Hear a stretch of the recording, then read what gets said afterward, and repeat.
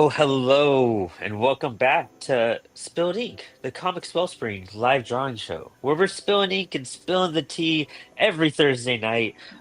We already have some cool people in the chat. Super excited to see some people. Um, man, I'm so excited for tonight. We have a lot of new people coming on the show today. A lot of brains to be picked. A lot of campaigns to talk about too. Campaigns I've supported. Campaign I'm like sneakily getting involved in too that I'm working on tonight. So, without further ado, of course, I'm your host Brandon Bloxdorf, and with me is my amazing, wonderful, spectacular co-host Max Flowers. Hello, Max. Hello, what's up? Dude, what are you working on tonight? Are you thumbnailing again? Yeah, Nice. yeah, we'll see Nice. what How far are happens. you into this? Not very far. I mean, it's a big project. Yeah. To be, I think I'm on page 8, so there's still a Oh, long dang, way to that's go. really cool. Working through it, dude. That's super hyped to hear, though. And we have a returning guest, Sabateur Comics. Hey, dude, I'm so hyped that you're here. Hey man, thanks again as always for the invites. Yeah. What are you working on tonight? It looks super cool. I'm trying to get onto page 18, but I don't know perspective that well, so I'm gonna be struggling this whole episode, which is gonna be great. So yeah, Nice. I'll just be playing around. Clara Meath. I don't know if you've heard of her, but she just put out a book on perspective that just came out too. Um, I No, wonder I if have I have a not. digital copy I could share. But you got to Oh, look her that'd up be on great. Instagram. Yeah, totally, dude. Yeah, she's a lot of like our inkers and a lot of the artists that come on really admire her work. She's killer. But her perspective book, she printed it through us. I was super hyped, and she worked with Oh, cool. Comics Experience for that too. Very Here come the nice. cats. All right, there we go. Sorry, Booby's already started, dude. But and then we have two new guests on the show. I'm so hyped to introduce Eric Shane from Future Vision Comics. I'm so Hello, hello, hyped to have hello. you on, dude. How are you? I am doing fantastic. I'm breathing, so that's good. Vibes. I feel that. Dude, you put out some great work, and I've been like, we've admired each other. I think via Instagram. It's one of those, and now we finally get to like talk and hang out. I just Yeah, it's got like Astro Alliance in. oh, that's awesome, man. You guys do a great job too at Comics Wellspring. The quality, the turnaround time, everything is stellar stuff. So you guys should be proud of that. Oh, awesome! Thank you. It's just gonna get better and better with our new stuff happening. So I'm super hyped that if you're happy now, you're gonna be really happy in like 3 months when All everything's right. faster and cooler. Yeah. I But dude, I yeah, gotta wait super three hyped to have months, you man. on.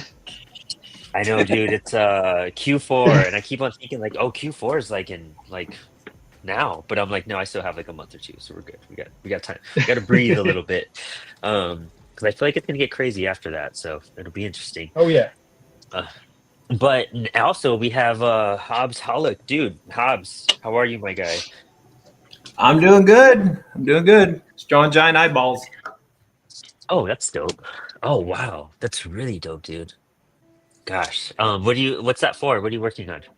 I'm doing a spot illustration for an article on Celtic myth. So this is Cool. supposed to be Balor, the one-eyed evil god that went to battle with the Tuatha De Danann, who were the first peoples of Ireland. That's super sick. That's we're gonna have to talk about that more for sure. Ooh, I wonder if my thing's gonna pop up upside down now because I just flipped my. Oh wait, I know how to do this. And so Hobbs is local to me. I'm really hyped because Hobbs. I've mentioned it on the show before. We started a little comic book meetup, and it was Hobbs' idea, and we've kind of spearheaded that, and we had our second, I guess technically our second meetup the other day. Yeah, yeah. It was a multifaceted meetup, I suppose, because we were at the comic shop and there's a lot going on. But yeah, it was really cool to be together with other comics people and share our work and hear from Tom. That was really cool. Yeah, we got to hang out with Tom Scully this past weekend. It's so cool we get to say like I had dinner with Tom Scully and hung out with him. But it was so rad. We're gonna get him on the show pretty soon too. And probably even an Inspired Ink episode maybe. But such a cool guy. His new book is fantastic. I actually finally read American Barbarian this weekend, and I was like, why did this take me so long? I think that's one of my favorite ones that he's done. I mean, it's so bizarre, but it's got so many so many references, like pop culture things that he's pulling in, and it's a lot of fun. Yeah, let's talk about that a little bit more too. But in the chat, we have Victor Medea coming in. Hey, Victor, dude, good to see you again, like always. Um, and then we have Retro Roman Doomsday and Simulation Channel, greeting artist, dude. Greetings! What a name. That's epic. Um, and then we have Beth saying hi, Charlie. Hey. Um, let's see here, dude. But we have what? Both. I think Eric and Hobbs have campaigns going on. Eric, why don't you tell us about your new book? All right, so we got a new book out. It's called Cygnus and Aves. It's right now it's standing alone as kind of like a one shot. It's a spin-off book. It's a spin-off book from our flagship superhero character called Baron Templar. So they're two side characters in that book that, from what we heard from people that read it, they really liked it. They're a little bit more of like a comedic kind of duo. One guy's a griffin, and the other guy is he's like an egg in a robot suit. Ooh. It's pretty wacky, and so the new book is the way we've been pitching it is like it's a cross between Super Mario Brothers and Seinfeld. So it's pretty out there, but it's Oh wow. one of our more comedic books. The character Cygnus, who's the egg character, that's what I'll refer to him as, the egg character for now, since I don't have a picture of him. He's basically George Costanza. So That's he does the amazing. complaining, the whining, the complaining, the yelling, hating everything, all that stuff. You know how George is. So. So that's going on right now. It's been up for a couple days. It's moving along fairly well. We have another book that's going to release that we didn't announce yet, and I'm not going to say much about it. But that's the book I'm currently working on right now. It's actually a horror book, and that'll probably be announced sometime next week. So a lot of stuff planned. Oh man, that's so epic. You've been back to back with these campaigns lately, I feel. Yeah, because I do this 24/7. Oh You're yeah, lucky I dude. sleep. I love hearing that from creators too. Because this is what your fourth release this year? No, you mean the one that's currently up right now? Yeah, That is the fifth, I believe. fifth. If I'm counting Damn. correctly. Yeah, it's the fifth. And this Dude, one will that's be awesome. releasing in like the next month or two, so this will be the sixth for this year. Oh wow. Okay. Dang, dude, that's awesome. I love how you're pumping out books like that. That's just super exciting to hear. Well, thank you. I'm trying. So who all's on your team? How do you get so much done at once? It's me and my brother, and that's it.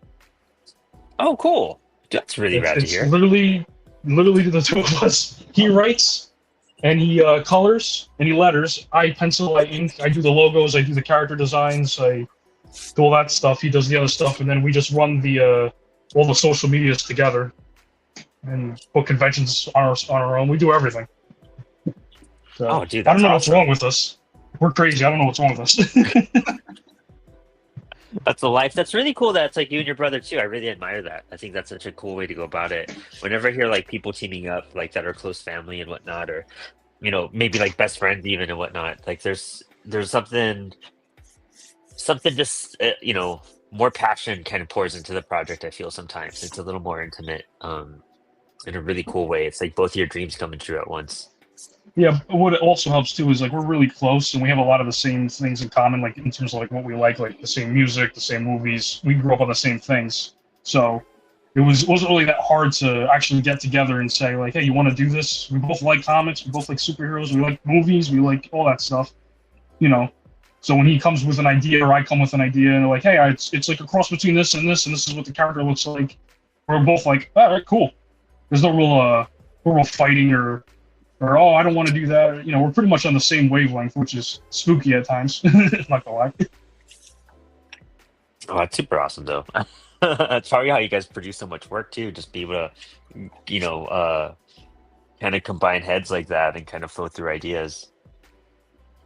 Yeah, we have to like each other, in order to do that. Yeah. And Hobbs, dude, your campaign right now is super exciting. I'm glad I got to read, what you sent me and everything, and after picking up issue 1 and seeing what you're doing with issue 2, it's so exciting, and it's so bombastic. What happens in issue 2? You want to talk about your campaign for a little bit? Yeah. So my campaign is for Green Knight Street Fight, Volume 2. This is Volume 1, and Yeah. It's a magazine, so it's part comic. So like the first 20 or so 24 pages is a comic, and then the rest of it are articles about what it was like growing up in the 80s and the 90s. But personal anecdotes, right? So getting to some of the fun personal stories of some of my friends. And some other people that I know that had good stories. Like this one's about McDonald Land, something traumatic that happened in McDonald Land. This one by Benjamin Cassell was about a movie theater that he grew up with, arcades. But the book itself, the comic, is about these kids that are at an arcade called the Court of Camelot, and the Green Knight from Arthurian legend comes crashing through and scoops them up and takes them on this time traveling adventure to the future to stop environmental apocalypse from King Arthur's worst enemy. So it's pretty wild. But issue 2 is kind of the conclusion, and I'll grab those pages. Issue 2 is the conclusion, and you get it's just all action really, because it's everything coming to a head. And so the pages are done traditionally, so it's all done with markers and airbrush. Yeah, acrylic these paint. pages are beautiful. And so it's a Wow, that real looks really cool. It took forever. I mean, this project has been taking forever, and just when I think I'm done with it, it extends and it gets longer and it gets bigger. And so I'm really happy with it, but I'm ready for it to be done. I can imagine. We just made our goal on Kickstarter today too, so I'm feeling pretty good. Nice, I love that. Dude, that traditional coloring just blows my mind every time I see those pages. It's just so good. Your lighting is what makes it so wonderful. You really know how to make stuff pop in it. Yeah, who was it? I remember watching one of the cartoonist kayfabes on Corbin, and that opened my eyes a lot to the potential that you can do with choosing non-traditional colors, and so and using, I guess it's colors emotionally, expressive colors instead of practical colors. And once I got that, I was having so much fun, because it didn't matter what was actually supposed to be colored on a page. It was just what does it feel like? And so that was kind of my idea with coloring this, and I've kind of taken it to just about everything that I'm coloring now. It's been fun. It's a lot of fun. And so I didn't draw those pages. Jeremy Vinar, very talented artist, who I've become very good friends with. He drew them and inked them, and then I did the colors, and I wrote the story too. So there's the project in a nutshell. Man, so cool, dude. I love the book so much. I'm working on tonight. I guess I didn't even talk about it. But I'm doing a little Green Knight, Lord of the Rings homage pinup. So I got I was using this old. I think it's is it Franzetta who did this classic Lord of the Rings poster for the animated series? I wouldn't be surprised because it was for the Bakshi movie. Yeah, I don't know. I don't know who did that one. But it's like the OG one. Yeah. Look, there's a signature right here. Tom something. Wow. Nope, definitely not Franzetta. That's interesting.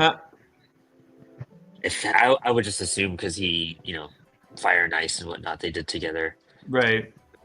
Do a little Green Knight. I'm doing the Green Knight instead of Gandalf, and I have the 4 characters with some robes and everything. So I'm just like mapping out some stuff. I did like a quick thumbnail, and then I was like, you know what? I'm gonna try doing this drawing digitally. So I'm still doing a blue lined layer because I got to see how my brain works with it. But yeah, I'm gonna try doing my first like full digital drawing for this. Well, that looks super cool.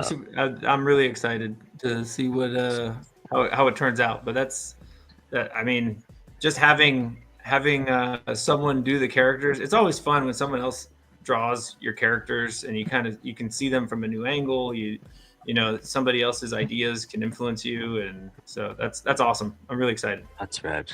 Oh yeah, dude. Yeah, I was super excited once you sent that email. I was like, ooh, a challenge. And how long does your campaign have, Hobbs? I think I have a week and a couple days. I think Tuesday the 16th is the last day. So Okay, I still cool. got some time. We got a stretch goal for some pogs. I don't know if anybody knows what pogs are. Dude, yes. We got a full set of 6 pogs that we're looking to publish. So I'm hoping that we get there. We need $200 more to get there. So. Oh, okay, dude, that's sick. I mean, with that time frame, I hope we really make it. Yeah, I think. I mean, it's certainly possible. Certainly possible. I'm not gonna get my hopes up either. I'm not trying to get greedy, but yeah, I think it would be so fun to be able to send the book with a set of pogs. Really get that '90s experience when you open that book. What were pogs anyway? I know that there were those little round things, but like, did you like throw them at things, or what did you do with them? The game is elusive. I never played it. Yeah, me but too. People, you collected them. They're kind of like, circular baseball cards, right? And people traded them. But the game itself was something where you stack them and you have a slammer, which is like a piece of plastic or metal. And then Okay. I think you take turns like hitting each other's stack of pogs.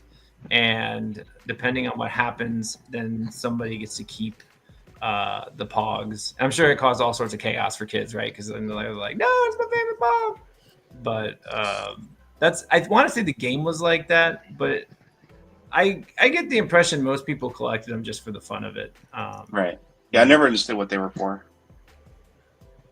I'm sure there's a good no idea there was YouTube. a game. Yeah. Yeah, I guess it was sort of a flash in the pan because I mean I don't remember it being existing for more than like 3 or 4 years. I could be wrong. I I definitely thought it was a had some couple growing months. up. I thought it just burned out really fast because like nobody wanted to pick them up anymore. Yeah, I don't it was- remember. It was, They were like wild. it was the fidget spinner of like 1992. Yeah. Yeah, dude. For real. Oh man. Yeah, dude, pogs they're so. I love how like some of the '90s like cool random things are coming back into play in some stuff and these campaigns. It's super rad. It's getting the stuff you wish you had as like kids. You're now making merch of with your comics. It's always pretty cool.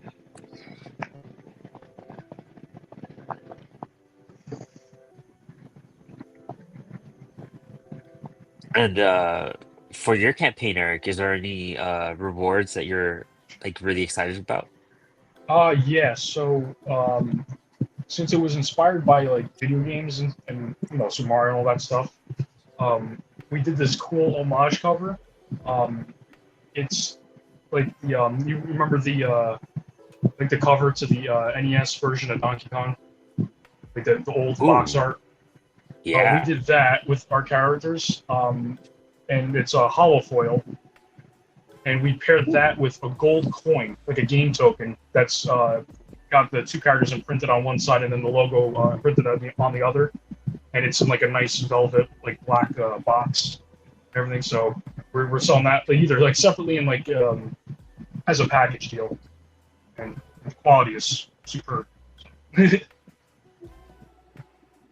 Oh man, Super excited Hey, about that. that's super epic. I gotta get more creative with some campaigns and get merchandising like that. I think like really chasing those bigger, just more exclusive items, like just having a handful of them. I think that could go a really far way with a lot of Kickstarters.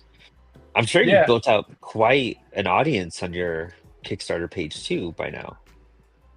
I hope so. I haven't looked at my Kickstarter in like a day or two. What are your like? I don't know if you know this off the top of your head, but what's your like average backer count for campaigns? Um, are you asking me? Yeah. Okay. I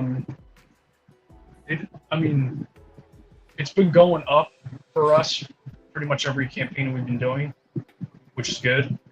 So I would probably go off the last one. We had 40 backers on the last one, Oh, cool. so that wasn't Do too you bad. do you think that's because of like consistency, or It's or either is it like because they're consistent. getting new titles out so much? To be honest with you, I'm not 100% sure. It's still something that we're trying to figure out. We've been doing more conventions lately, and we've been handing out like business cards and all that stuff, and leaving stuff like that out on like when you go to conventions, they got like those front rooms where you can leave like your business cards and whatnot. We've been Yeah. leaving stuff there, and we think a lot of people have been taking them because every time like we go and we put some there, and then we look for at the end of the day or whatever, and you see like put 100 out and like there's like 20 left. You're like, oh wow. So a little bit of that, I think. We do a lot of paid promotion on Instagram. We got a lot of followers from that. So it's just a bunch of, I think, random stuff kind of mixed together. Oh, nice. Yeah. Especially when you're active like that. That's a good send off. So how long have you guys been doing this? Like how many years have you kind of been publishing comics at this point? We started last August, I think, or last September. Okay, cool. Oh, so that's killer, dude. I love that. So what was Yeah, your so lead up we're time into this? what'd you say?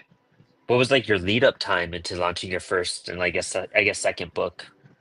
The first book was the first comic book that I've ever drawn, and that was the first one that my brother ever wrote. So we were kind of like, taking our time and kind of feeling everything out. That one took about like 4 months to do, but it was also almost a 40-page book. And at that Oh point, I wow. didn't really know I didn't know how to do like perspective and all that stuff. I mean, I dabbled with it in the past, but it was too much of a headache. But now that we were doing a book, I was like, all right, I guess I got to do it. So that took a while because I kept changing things and trying to fix things. So that one took quite a bit, and then that one launched in I think early September, something like that, late August, early September. And then we immediately went into issue 2, and that one was a little bit quicker because now we kind of knew a little bit more what we were doing. And that one was shorter too. I think it was like a 24 or 26-page book, and that one took us about like maybe 3 months, maybe, not including stream Oh. time, just meaning actual like production, actually making it.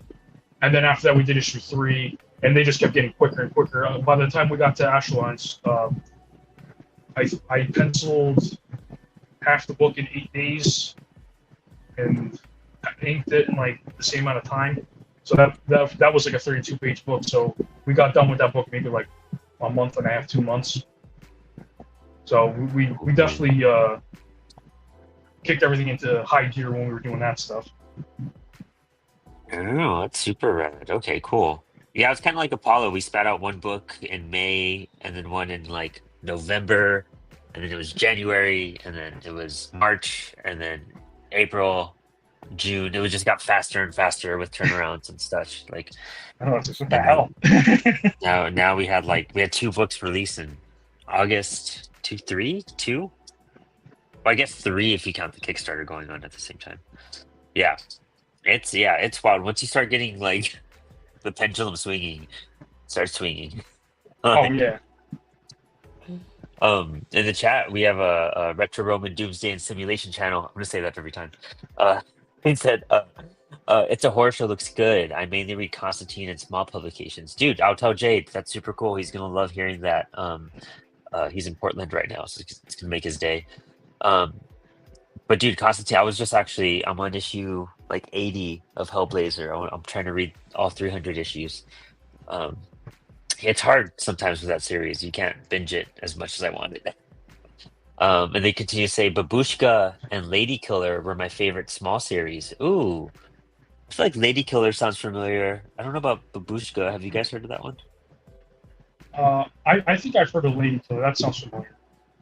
Yeah, The other one, it doesn't sound familiar to me.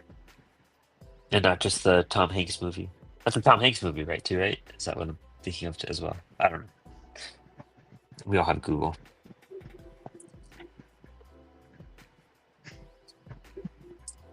The Sabateur. Whenever you can see your Kickstarter, that's mine.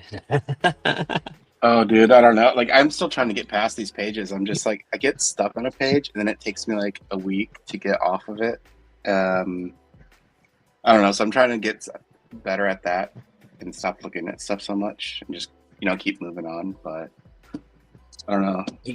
You're so. I mean, your detail on your pencils and ink are so intense too. I mean, I could totally see why you get caught up in that. I think I just get caught up on just like a specific panel or something I hate so much that I don't want to look at it anymore, and then I get mad and then walk away from everything. So I don't know. I'm trying to get better at like just keep pushing through stuff.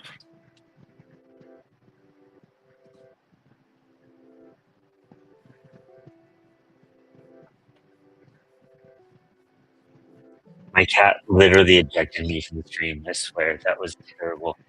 I had like a mini heart attack just now. I was like, did that whole thing just end? That movie. I'm gonna kill you. Russian Spy Girl is Babushka Retro Minting Simulation Channel says. Lady Killer is a cute housewife. Like, yeah, okay, cool. That's one I've heard of that for sure. I need to build like a protective barrier like around me when I draw, I guess. I need like spikes and like I need a moat. That's what I gotta do. Gotta build a moat. You gotta put your desk in a closet and then lock yourself in the closet. Yes. Like a tiny little top fan just to keep me cool. Like that's it. I can't have these cats. I'm like, they're gonna be homeless again soon, I swear. Dude, drawing digitally is interesting. So this is like my first like true like attempt of like, okay, I'm not just gonna like doodle and see what happens. I'm like gonna try to make a whole thing out of it. And I kind of get it. I kind of get the hype. I'm not gonna lie. It definitely does. I don't think I'd be comfortable with it unless I had done so much traditional drawing, though. Yeah. I feel like that's definitely given me at least like a confidence. I mean, also I'm going off of my hand drawn thumbnail, which is super good. I think that's what kind of helps guide me right now. But has anybody else tried this like knockoff Apple Pencil that you can get for like half the price of the Apple Pencil thing? Oh, what is it? I forgot the name brand, but I don't like it as much. It's like really weird. It doesn't have like that. I don't know. On like on the iPad, you can like do like when you angle your pencil, it like kind of shades off a little bit. Yeah. Like this doesn't for some reason, and then it feels weird. And it makes you feel like you're doing something really wrong. I don't know. It's kind of awkward, but it's not bad for the price. Oh yeah, especially price wise too. Like I had I think I lost my Apple Pencil when I moved, and I was That's like, dude, I was so upset about shelling out. Yeah. Apple really does know how to gouge you. Seriously. What do you do digitally, Sabateur? I used to do everything digital, but now I don't. I went back to traditional because like I realized like I don't have anything to look through anymore. Like I have sketchbooks and stuff, and Ooh. it's cool to go backwards and like I can go back and look at like 15 years ago and be like, oh, this is nice. But when you do the digital stuff, like sure you can look at it on Instagram and stuff, but you can't like hold it and like analyze it and read pencil over it, or you could, but um, just things like that. I was like, I'm gonna just do this traditionally from now on, I for get the that. moment at least. Yeah. My learning curve on this has been so much, like so intense. That's kind of what like stopped me from doing digital this entire time. If it wasn't for like I have some other pages I need to pump out. Like I'm actually on a deadline because I'm gonna post the Inktober prompt tomorrow because I meant to do it Wednesday. But the CWS Inktober, we actually got it all prepped and ready um sooner this year. I think last year Max and I just tossed it together like last second, like the day before October 1st, and then we posted it up. Um, this year we kind of had some input from a lot of creators and threw on some prompts. So we'll be throwing up the official Spilled Inktober, because if you just call it Inktober, you'll get sued. Um, prompt tomorrow. I'm pretty hyped about it. You guys have I have a plans to new print that off when it's done? I mean, Max and I have a lot of like plans to like try to do stuff like that. I would Yeah. really love for us to start producing like some art books from the show and everything, and we're planning one for for like year one, um, and we want to get people to submit the pieces that they worked on, and kind of distribute that in some form or fashion. Max made a killer like self-made zine of his work for the first year, and so we're gonna kind of like Um, piggyback off of some of that. Yes, that's cool. yeah, and so this is just all my stuff, and a little bit about what Spilled Ink means to me and to other people and stuff. But yeah, this was all my stuff from year one, and technically it's available now, so you can hunt down a link to get it if you would wish to. But I haven't actually done the print run yet for it, and I'm waiting to kind of promo it a little bit. But yeah. Yeah, it's cool stuff. That's cool. Have any of you like done a little art book of your own work or anything? No. I have not. I haven't. It's like Hobbs totally should. I think yours would. Yeah, I Skill. appreciate it. I don't have anything else besides the stuff that I usually put in books. So Oh, okay.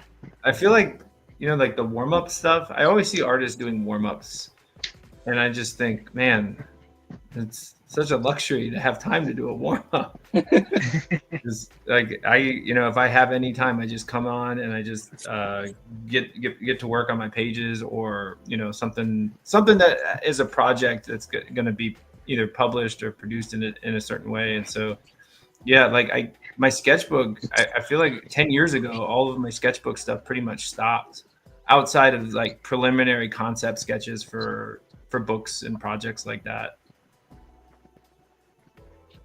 I could totally see that. I feel like slightly similar in that sense of like I don't know how to do warm ups. I really not too sure. Like I don't have the time to like sit down and do that. If I do have time, I'm like, well, I got this to do this, and my warm up is kind of just like me doodling through it, making my first few mistakes. But like on the other hand, if you don't like practice to get better, like you probably continue to do the same type of stuff, from project to project. But it's like that extra time that you spend doing studies and warm-ups I think that's what really pushes you into becoming the better artist. So it's like this double-edged sword, where if you like spend time doing that, you're not making projects. But then, if you spend time making projects, you may not be getting as better as fast as you might have been. So I kind of struggle with that because I remember when I used to take like figure drawing classes. I remember when I used to spend time just like finding an interesting face and just trying to draw it. But I mean, I haven't done that I feel like in years. So it's yeah, it's just one of those challenges having a million things going on, you know, day to day life and trying to do the moonlighting as an artist type of thing. I think please space out what I was saying because I was focusing really hard. You know, yeah, even with like warm-ups and just having that time frame to do it, I don't know. I guess maybe that's something we could do whenever we do our meetup, do like a doodle to like hang out and talk and just have it not be important.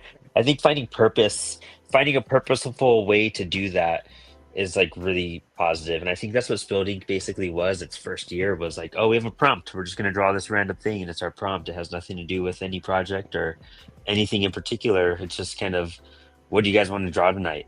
That you haven't drawn in a while. And so that was a good way to kind of get to do that. And Max and I we've talked about doing another one, but when we started the show, we would do like a basic drawing night, you know, where we did anatomy, we would do like 3D figures and whatnot, and we kind of just faded away from that practice. So we need to do a special like discipline night again just to practice.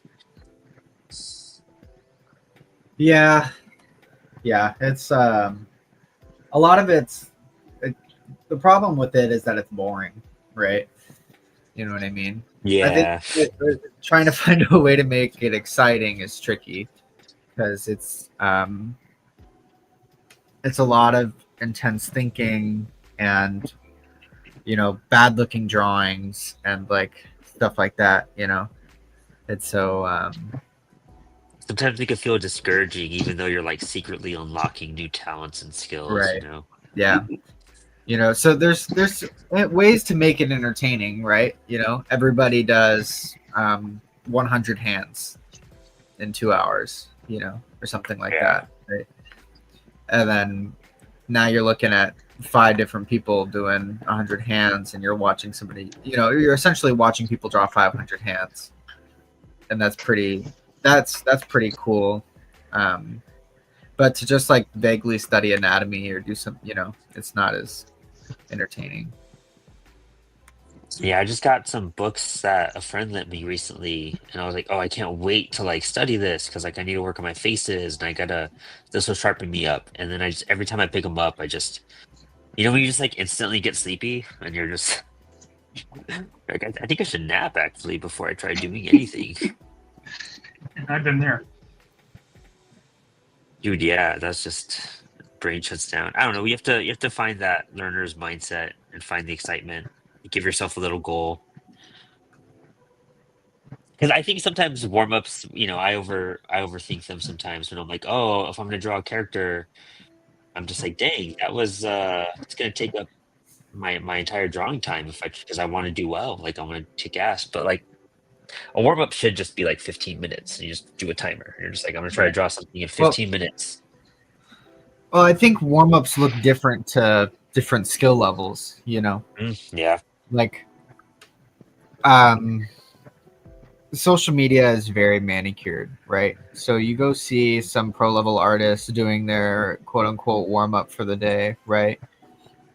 And they just have a different skill set than you. So their 15-minute drawing is going to look crazy and really good. Meanwhile, you're still like learning techniques and trying to do different things. And so your 15-minute warm up might look like really bad gesture drawings, right? Instead of trying to do like a character. It's just it's different, you know. And those pros also like are curating an image, you know. And so they took the time to plan to do that for whatever engagement they need to get that day and stuff. And then, you know, they shut off the world around them and get their shit done. So you're just not seeing that part. That's very true. think that's like the whole thing about social media is the like you said how manicured it is, you know? Like it's just so tidy sometimes. It's kind of what I like about the shows like I do. I'm a little messy about it.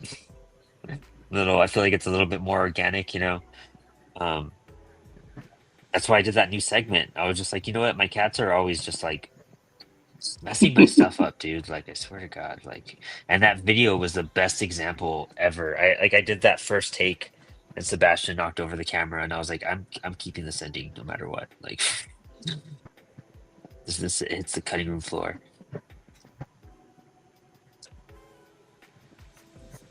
I like those videos with the cats always walking in front. That's pretty awesome. It's ridiculous, man.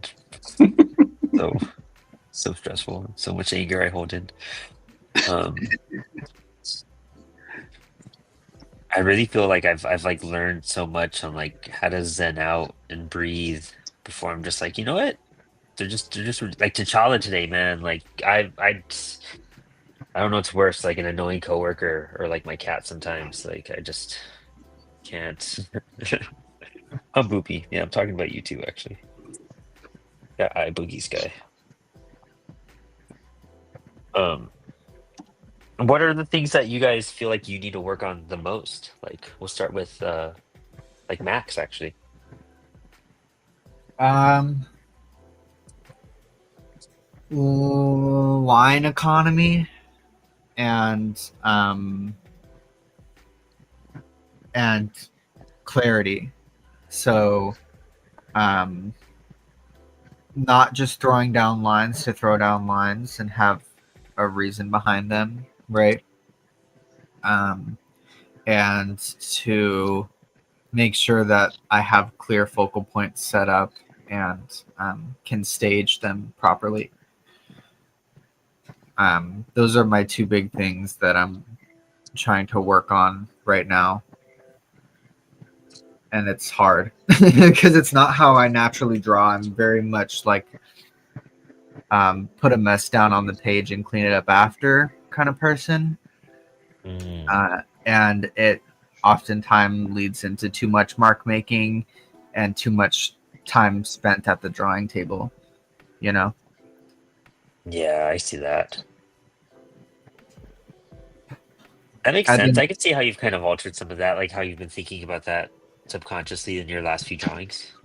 Yeah, like I think that simplicity can carry you a long ways in terms of like the reader knowing what's going on and you know what's going on while also simultaneously making your job a hell of a lot easier. And so I'm trying to find that balance and figure out what works and what doesn't.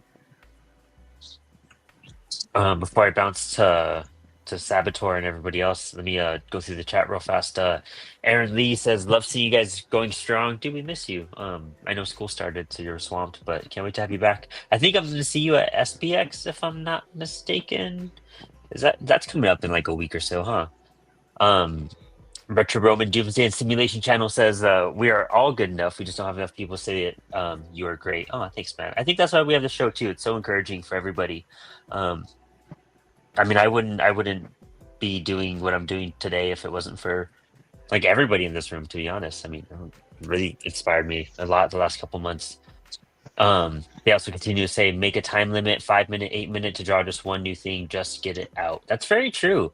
That's a really good point of just being like, what have you not done before? If you make a list of things and then just be like, I'm gonna draw that for 8 minutes. It doesn't matter how good or bad. I just gotta attempt to draw this thing and figure out some, construct of it.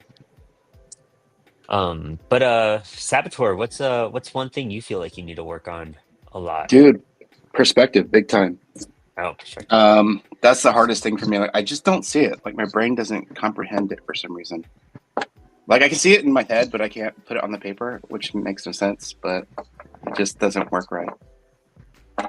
So I can get what you mean by that. It's quite literally a lot to wrap your head around. You know what I mean? Like, totally, yeah. It's like just small environment stuff, and just things like adding a milk carton hanging around in the background, or I'm just so used to just drawing people just sitting around and smoking cigarettes or doing whatever they're doing, but not the full environment that's wrapping around them to tell the story.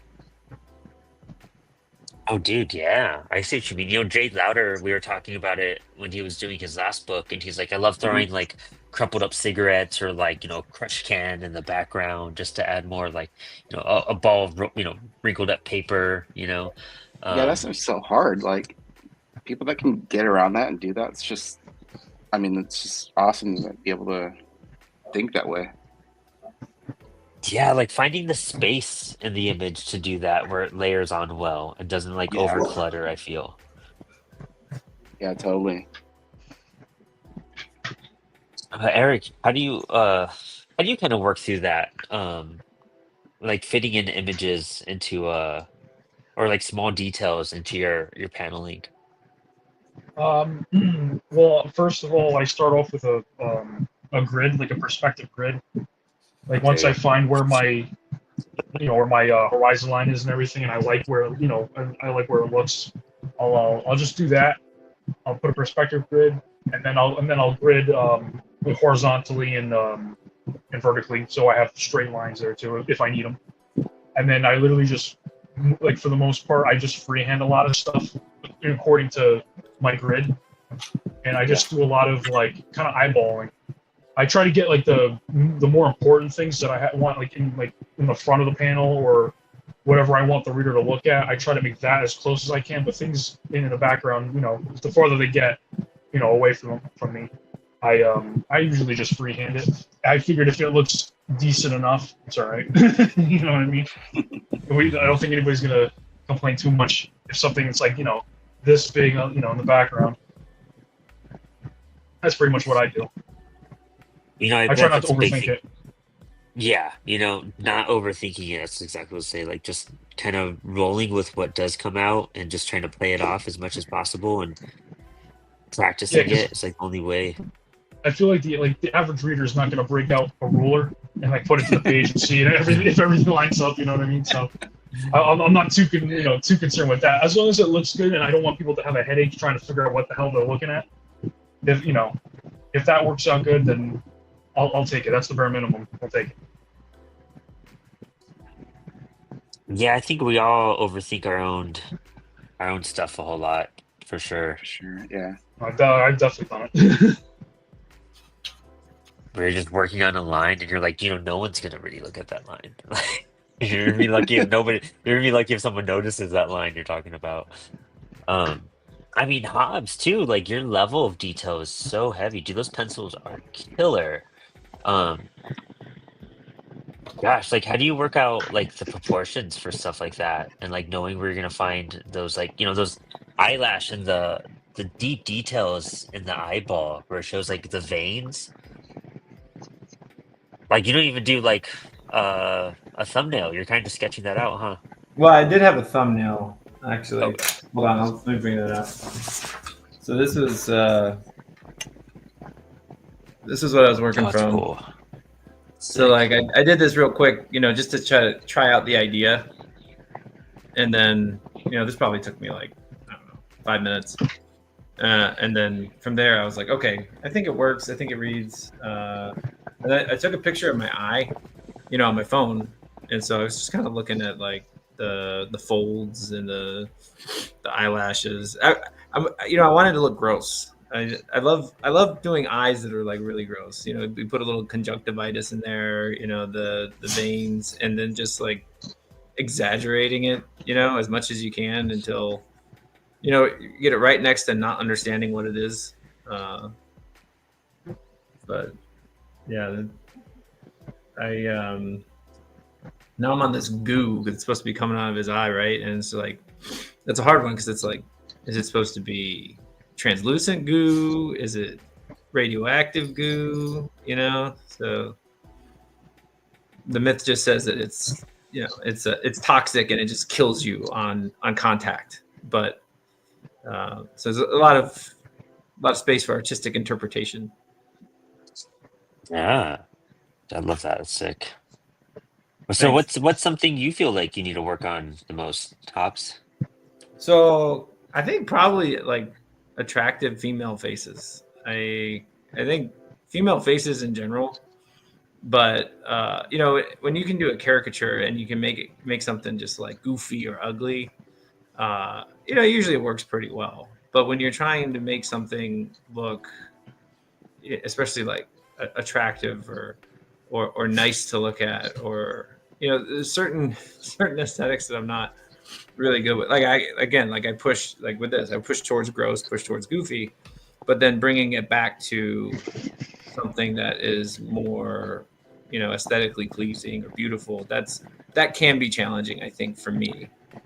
Like the other stuff, like perspective, I just kind of fake because I'm working in kind of a cartoony style. So, once you push the exaggeration of it, I can usually get away with it. And it's more fun. I hate getting out a ruler. Like that's the worst thing for me is using a ruler on anything. And I hear you. I mean, outside of like making the lines on the page, for the borders, and even with that, I use a T-square, so it's just kind of like, super fast. But when I have to get out the ruler and the horizon line and the vanishing points and all that stuff, it feels so restrictive, and I start to, and sometimes you have to just push through it, of course, right? But if there's a way that I can expressively find a different solution, I'm all for it, right? Nice. Yeah. I need to get one of those T rulers. I feel like those are so cool, and it would help me out with paneling a lot. My panels come out like a little crazy, but I mean it's cool. It kind of fits the vibe overall. I think that's the point of it too. Sometimes and that Well, glue I'll is even so ink cool it. looking. I won't ink it with a ruler, right? I'll just ink it freehand. The panels, straight panels, I'll ink it freehand because I feel like if I inked it with a ruler, now it's the straightness is counter to the aesthetic that I'm trying to create. You know what I mean? Yeah, that makes sense. And what about you, Eric? What's something that you feel you gotta like work on a little bit? How much time you got? I got a laundry list. I would say if I had to pick one,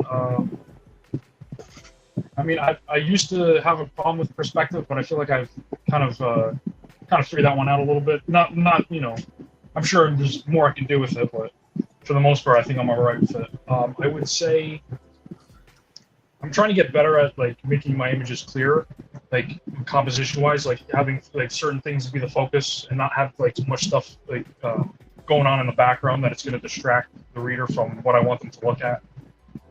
So composition, I would say, and just making like the panels and everything and like camera angles and stuff more dynamic and have more energy. So even when you're like reading like two characters talking to each other, like how do I make that more interesting than just like their two faces facing each other and that's it, So I'm just trying to get better at that. I'm trying to get better at anatomy. I tend to like when I'm drawing like a picture like that's not comic book related, and I'm like have like a reference and stuff, I can get pretty close. But I notice every time I go to draw like in a comic book, I tend to go more cartoony, which is not necessarily a problem because I'm more inspired by like Jack Kirby and stuff. So I kind of go like more in that direction.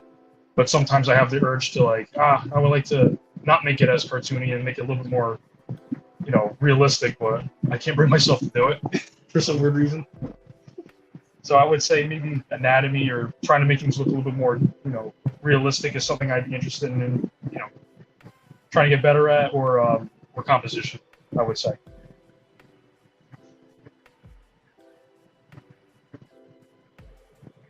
Yeah, I think it really depends on kind of what direction you're trying to go, right? Like, I think it's hard because I'm trying to do the opposite, right? I'm trying to get away from realism and go more towards exaggerating and really trying to convey that emotionality, right? Which is something that I think manga is really successful at, and the way that they cartoon is very exaggerated, but still feels like fun and real and relatable. But I also like like I studied manga for a lot of that stuff, but I also go and study like film for a lot of composition and sequential storytelling and things like that. But that's, you know, unless we're talking about animation, right? Mostly grounded in realism. And so like trying to make the two worlds meet in a way that feels real is pretty tricky. Right, and I agree with you too on the whole like trying to get more away from the realism and actually like when you do more of the cartoony stuff, you can actually like, you know, exaggerate emotions more and you can, you know, convey more, you know, it's almost like the characters seem more alive than if you drew them realistically in a weird way. And I think going back to Jack Kirby, I think Jack Kirby did a really good job of doing that. Because you look at some of his faces or even the gestures of his characters, they're not really like well proportioned or, you know, they're not like photocopy, you know, realistic pictures. But when you look at them, they have so much life and energy into it, you know, into the figures and stuff. And part of that's why I was like, the artist in me wants to do it more realistic because I just like drawing. But also like, like I said, I agree with you of going like, I would rather in the same sense not do that because I feel like it's not me. You know what I mean? Like, I feel like I just gravitate to the cartoony stuff more. That's what's in my heart. So, like, sometimes I think to myself, like, well, why change? I like the way it looks. It could be better, but I like the way it looks. You know, I'm not harping on like proportions and all that stuff. Like, I want it to look good enough, but I'm not interested in making it look like, you know, crazy good because I feel like that almost kind of gets run of the mill. Right. That's just my opinion. I don't know. Well, I also think that like there's a degree to realism, right? Because maybe what you're actually trying to achieve is not to have something like look photorealistic, but you are looking for your story to carry that like realism and make it feel alive. You know, because that's a totally different goal than I want my stuff to look photorealistic. Yeah. That's very true. Like wanting just more life in your drawing, not necessarily like realism in them.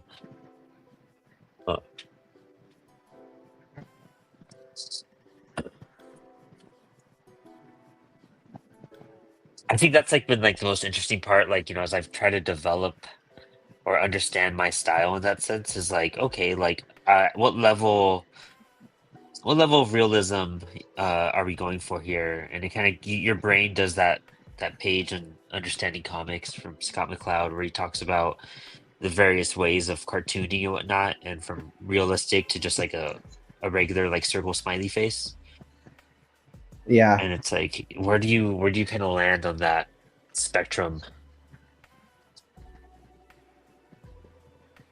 Yeah, I mean, and the other thing too I've been thinking about a lot, right, is like almost questioning like myself as an artist on the front of like if I'm making comics, right? Yes, the art is a huge part of it, but am I a comic book artist or am I a comic book creator?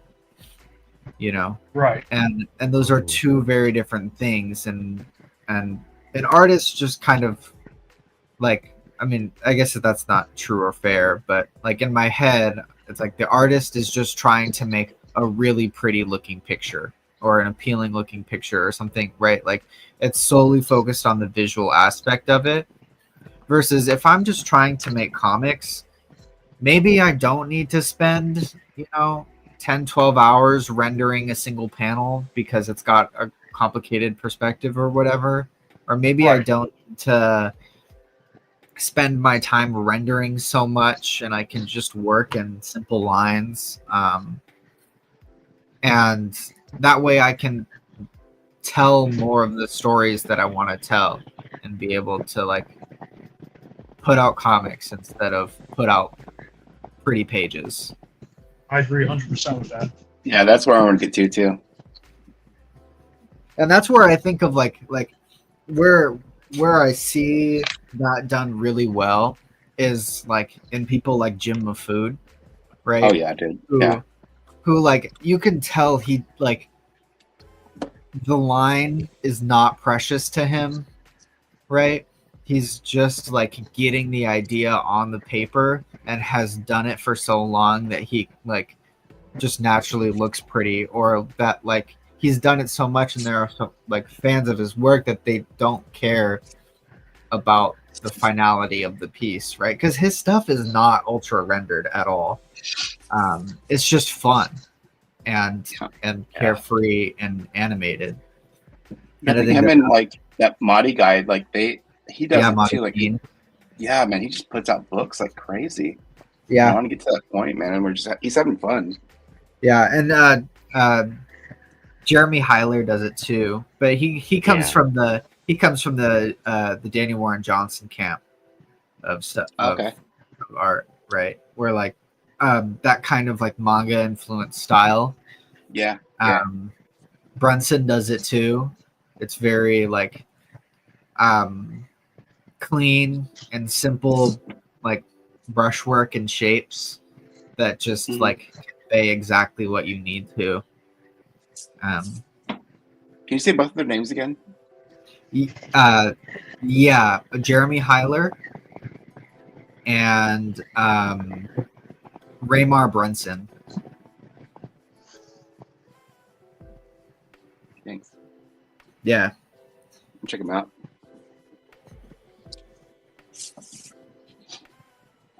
Yeah, really cool people. Jeremy's such a nice guy too. Really, really cool guy. We've had him on the show before. I gotta get him back on actually. Really great guy. I mean, like even Hobbs, like, dude, you've developed such a cartoony style. How did you fall into that route? You have such like a Mad Magazine kind of vibe to your proportions and the life that come out to your drawings. I don't know. I feel like I just watched a lot of cartoons. But I mean, Mad Magazine is like one of the like I don't know, the cornerstones of caricature. And the guys that work in Mad Magazine are so good. And but yeah, I grew up with that. But I also what was it? The Last Unicorn. I don't know if you guys have seen Last Unicorn or the old Hobbit films from Rankin Oh Bass. yeah, dude. Yeah. And there is just this amazing character design that they had for the Hobbit, Last Unicorn, and the other Hobbit. I guess it was Return of the King. And Yes, I've always loved that that way. Like the Hobbits, like they have these proportions that are just so strange, but also manages to be cute, and it's just like this perfect marriage of like anime and like American style animation. It was for me it was like one of the best things. And then of course like Ren and Stimpy, right? So learning from who is it, Bob Camp? He's one of the creators of Ren and Stimpy, and like seeing how they and Calvin and Hobbs, that sucks too. But I think watching Ren and Stimpy was too gross for me as a kid, which is really funny because I love gross stuff now. And so I couldn't watch it. It was just too much. But then as an adult, I was probably in my like mid 20s when I just got super into Ren and Stimpy, and I thought it was like the best thing ever. And there was a lot of really cool stuff in there about caricature, and how they would express these characters' faces. I don't know. That was eye opening to me too. Which is you can kind of see in SpongeBob now too. yeah. But and some of those the Mickey Mouse cartoons that are out right now, it was they were just shorts. They were like 3 or 4 minute shorts that they were doing. I guess I don't know if they're doing them anymore, but they were doing them about 5-10 years ago. And those really inspired me too. So I feel like there's just a lot of inspirations that I've just kind of come across growing up, with cartoons, and then like studying some of the ones that I think are just really good. That's super rad. That makes sense. That really does, and all those kind of cartoons, they kind of really line up to what you do and describe. Even when you think about the coloring you use, like it's still within that realm.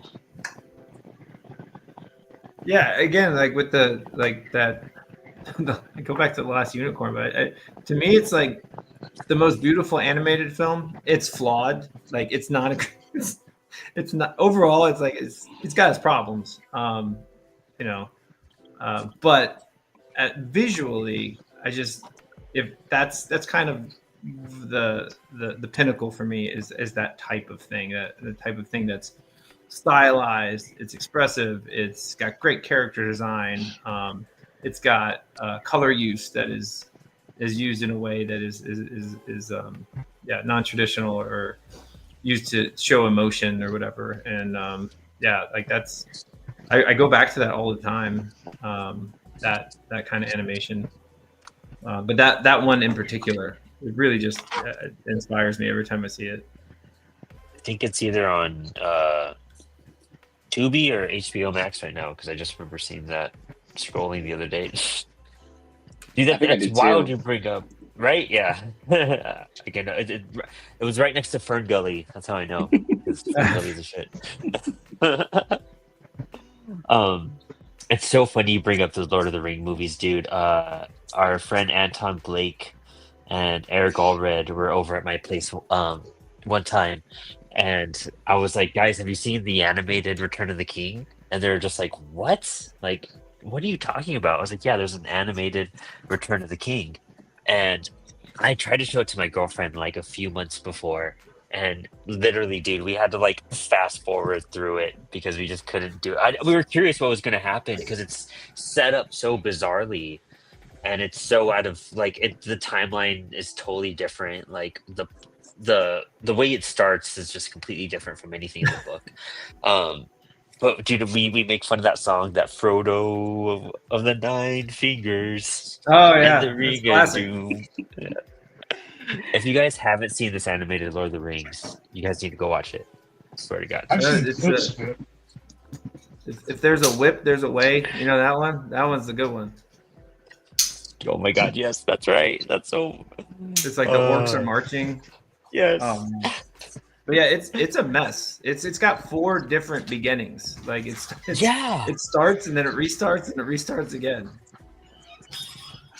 Yeah, it really is. I don't like literally Anton stormed out of the room. He's like, this is crap and just like left. And like and Eric just like refuses to watch it ever. And I'm just like, all right. I can't That's even the do one a from full the 70s. That's the one from the 70s, right? Where it's like, didn't they do something weird where it's like the animation is off of like actual like actors or something? Like they actually acted out and then they like traced the actual like the real people. That's the Ralph Bakshi animated Lord of the Rings. They had Ralph do that one where they rotoscoped a lot of they acted everything out and they kind of just like draw over it to give it that animated feel. That one's watchable. That one's I love that one. I think that one's super sick. Everyone should watch that hands down because it's cool. It's good and it's really true to the book. I think it does Fellowship into the Two Towers or something for sure. It gets a good chunk of it overall, and then I think they did the Hobbit first, and then they did the Ralph Bakshi Lord of the Rings, and then they didn't bring back Ralph. And then they try to like bring back the same animation from the Hobbit, and then they try to wrap up things, and it was just a disaster. It's just, I think it came out like in 81 or 82. It was like the early 80s that Return of the King one. I didn't even know they did a Return of the King one. Yeah, I didn't either. Nobody does. Nobody does. Maybe there's a reason for that. But like, I go watch it. I highly encourage to go watch it.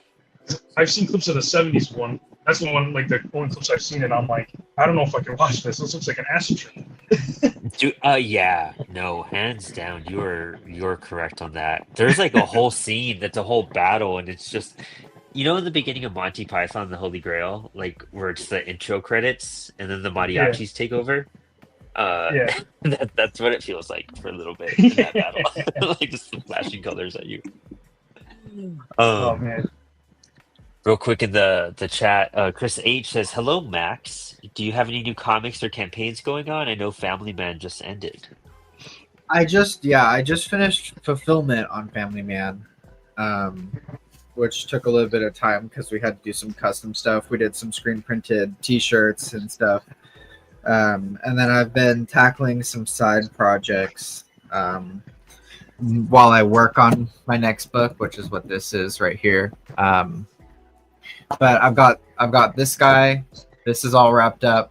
I'm doing Gag, which is like an old school DIY fanzine. And I'm asking you, the general audiences out there, show me what you love. And I have submissions open for that to throw in art, poetry, reviews, columns, whatever you want, into the book. And so I'm going to wrap up those two projects while I kind of thumbnail and figure out what the next book is going to look like. And yeah, so I've got a few products coming out, but no big comics or campaigns currently. So you're kind of focusing on corpse paint a bit, huh? Yeah, that's what I'm working on, thumbnailing here and trying to figure out what those pages are going to look like and how it's going to feel and stuff. So just loose stuff right now, and then I get to do the final pages, and I don't even know how long that's going to take, so we'll see. But I'm having fun with it, and that's what it's about. Yeah, right now it's a lot of yeah. visual development. This is going to be a big project. This isn't just like an issue or a double issue. This is a big boy. So we'll see. Love that. So Sabateur, do you work with like writers, or do you just kind of do things solo yourself? I just do things myself. I'm trying to do just this book I'm working on, just everything in myself, and kind of learning as I go. And then yeah, if I make mistakes, then I'll try to fix it next time. Yeah, that's what it's all about. Yeah. But I wish I did work with a writer sometimes, because I'm like the worst, and I'm actually just writing it as I'm making the pages. So many artists do that, and it just trips me the hell out.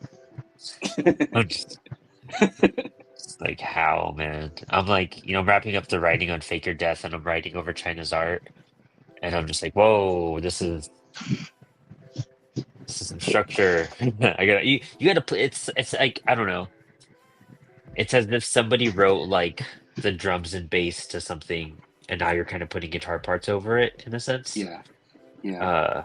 And it's like it's already structured, it's already done, but now you have to go and put it all together, and you're just like, all right, this is a challenge. I gotta like make this shine with what I'm doing here.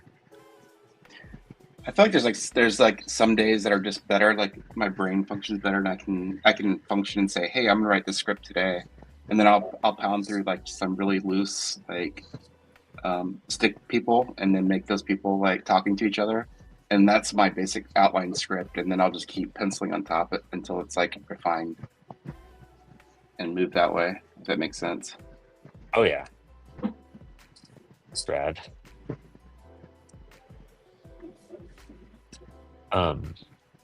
Yeah, just figuring out a process that helps you get it done in the long run, I guess. Yeah, totally. How many pages is your product supposed to be right now? Me? Yeah. 32 right now. So Oh, okay, cool. I'm on 18. Yeah. Oh, dude, you're We have a long ways to go. Yeah. Long way. Do you have everything like thumbnailed out? Yeah. Okay, cool. I have So a you're just little like book on the rolling side. through. Yeah, I have this little book that I put together that I have for all my outlines and stuff are here. Oh, I saw you post about that. Yeah. Yeah, and then so if I progress, I'll like put the newer page inside of here so I know like what's happening correctly, or if I make new panels or whatever, and then I'll just move that way through the book. Oh, so you have a light script going on there too, huh? Yeah, there's like a light script. I know the general basis of it, and that's about it, really. Damn, that page is awesome too. I think faces, that's the one thing I gotta work on next, like the most, is just getting faces down. I could pull off some hands now. That was my biggest concern, but like faces were the one thing I gotta tighten up.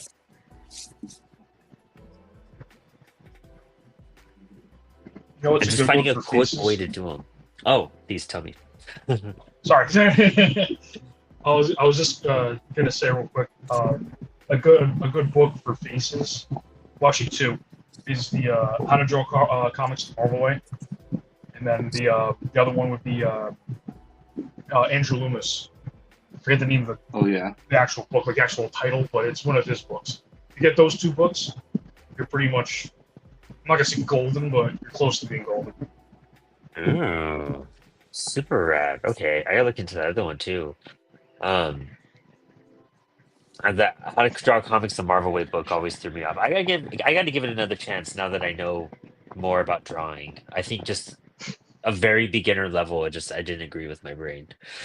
I love that book. It's crazy. I hear two sides of the coin. People can't stand it, or it's like what they go by, and I mean that just shows different learning, techniques and ways. But I love hearing that. It's For why it's me- been in print for so long. Like, Yeah. Did you ever watch the actual video for it with Stan Lee? no, not the actual video. I just saw his like interview kind of show. It's literally the actual like book, like almost word for word, but they just like show you in like demonstrations. If so if the book was intimidating for you or whatever, I would recommend just like watching that. It's basically the book, and, with them actually doing it. Like it's John Buscema and Stan Lee. You know I what? I love think I know what video you're talking about. I need to go back and watch that then. Hands That down. that book and that video has saved me so many times whenever I get caught on something. And I'm like, I'm overthinking this. I'll just open that book up and they'll just be like, hey, just do this one thing. And I'm like, oh, there you go. That's sick. Dude, yeah, I definitely will give that another shot. Give it another opportunity. It's in my shelf, so it won't go wasted. In the chat real quick, we have Retro Roman Doomsday and Simulation channel saying, I studied Milo Manara for years after penciling my own Boris Vallejo renditions at 16. Dude, I gotta look up both those people. It's super awesome. And then Chris H just said, new to this channel, just found out who did the art to all those pictures I liked. Boris. Oh.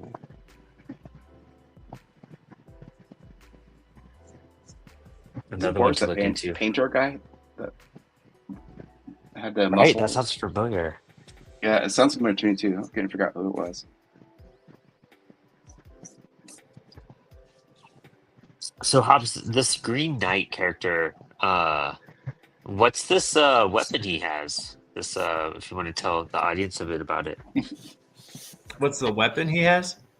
Yeah, like his little staff thing.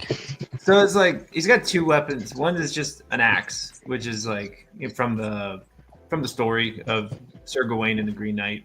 It has like a little glowy amber thing, which I haven't figured out what it does yet. But the other thing is a weapon that is composed of the harp of a Celtic god. So like the story references Celtic myth. And so in the Celtic myth, it's kind of like their version, like a Zeus type character, King of the Gods type character, has a harp, and the harp has a name. It's like Uthne or something like that. And the harp in Celtic myth can change time, and it can move, but it moves time through the seasons. And so the story is that the Green Knight, with the help of Morgan Le Fay, have stolen this artifact, this god artifact thing, magical thing, and so they've hooked it. They've rigged it up to a staff and a hourglass so that he can travel through time. And so, like, as the Green Knight is moving through time, he's also being chased by these time gremlins, and which I call chronicons, like leprechauns, except chronicons. And so, because the Dagda, this god, he's kind of ticked off that he got his one of his favorite things, this harp, stolen, from him. So that's why it has the strings and stuff. And so the harp plays a huge role in Celtic myth, and I wanted to incorporate that into the story. So epic.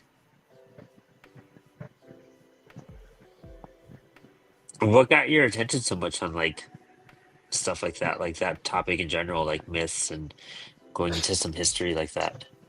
I've always been kind of like a mythology buff, or enthusiast.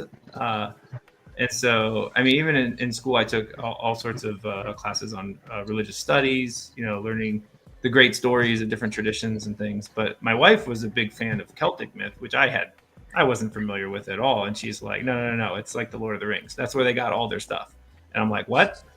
And so, like, this character that I'm working on, right, Balor, who is this evil god with one eye, like, he's basically like, Sauron from like Lord of the Rings. And like the elves in Lord of the Rings are basically the Tuatha Dé, which are the ancient Irish godlike beings that were, they're like superhumans. And so Tolkien took a lot of Celtic myth and sort of rebranded it. Celtic myth and German myth, he kind of rebranded it, and he kind of created Lord of the Rings. But that's kind of an underpinning of it. So like, we're really familiar with a lot of Celtic myth stuff. It's just that it's evolved so much over time that we don't recognize it, I guess. And so that's kind of fascinating too, is kind of getting back to the source of these old stories that the people of Ireland and other people in Europe had, and this was how they saw their world. This was their cosmology. So I thought the only one that I was familiar with growing up was Greek myth, right? And I think there's a lot of Greek myth stories that we get in pop culture. So yeah, no, you're totally right. How that kind of gets chosen over everything else in a sense for some reason, and we don't get a lot of other. I guess maybe especially in the States, we don't get talks of other myths as nearly as often as Greek and Roman, probably the most out of anything. Yeah, for sure. I feel like Norse is kind of getting a pretty big resurgence now. Yeah.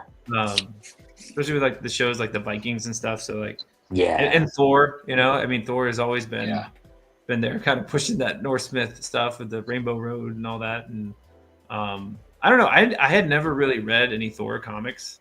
And then I went back and started reading some of the stuff, and I was like, wow, this is like not quite a superhero comic. Right, huh? And I was like, this is weird. And even I went back and read some of like the Incredible Hulk stuff, and there were some issues there too, where things were fantastic and mythological and spiritual, and so I never really gave those superhero comics enough credit, I guess, with their underpinnings of the trying to tell like really good, meaningful stories. I could totally see what you mean there. Yeah, it's especially in the early like Kirby days, it was very Greek myth and Norse mythology blended in with everything, and they just turned it very cosmic and whatnot. It's really cool once you get past some of that writing. Sometimes, you know what I mean? Just drawn on that old classic Silver Age, Golden Age type of pacing they had. Yeah. But it is interesting seeing how their panels layouts were back then, and that always tripped me out. I really love the look of old comics, just like the simplicity of them, just like panels. Nothing goes off the page. Everything's in own little tidy little square. And I mean, I'm also a fan of like the other expressive layouts too. But I always personally go back to the tidy square. Keep everything on the page. Keep it so that people understand what's happening. Because I'm always afraid if I do too much. I mean, who is that? There was that guy that did steampunk. I don't remember. It was like in the late '90s, early 2000s. The Chris Pacello stuff. Yeah, that's it. And his stuff was so like intense and just like beautiful. But I had no idea what was going on. It was just really hard to follow. So I don't know. I guess that's the other thing is that like I don't have a lot of faith in my ability once I start getting outside of those norms.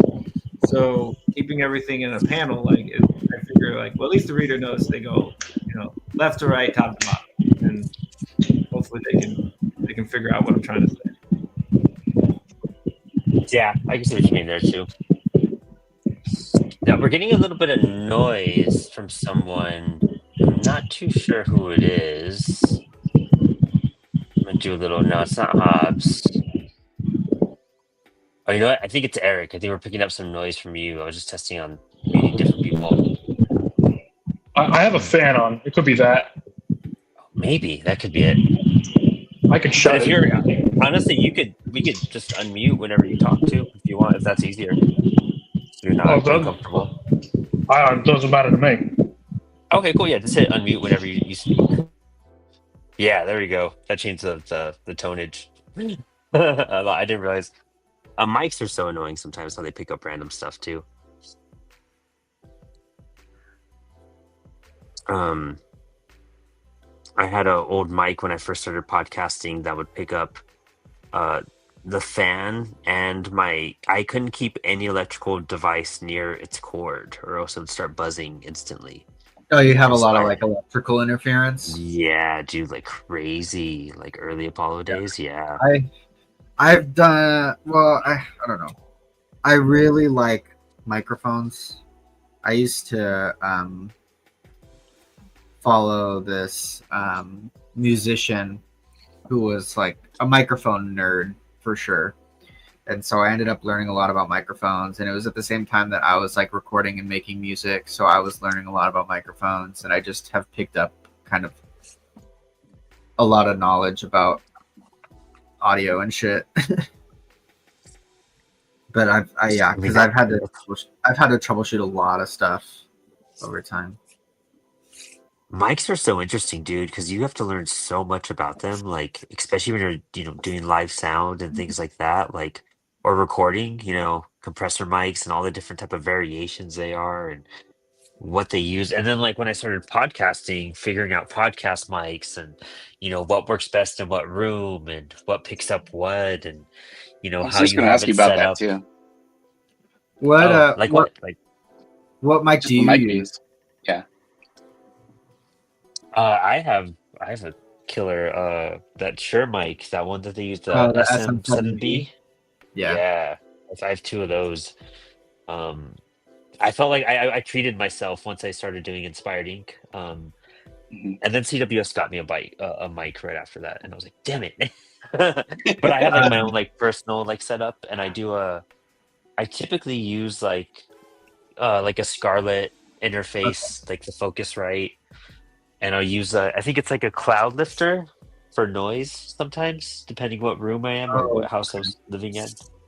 Yeah. Okay. Well, the cloud lifter, it shouldn't be for noise. It should just be for like a pregame or like a boost, yeah. There you go. Gain boost. Okay, got you. And then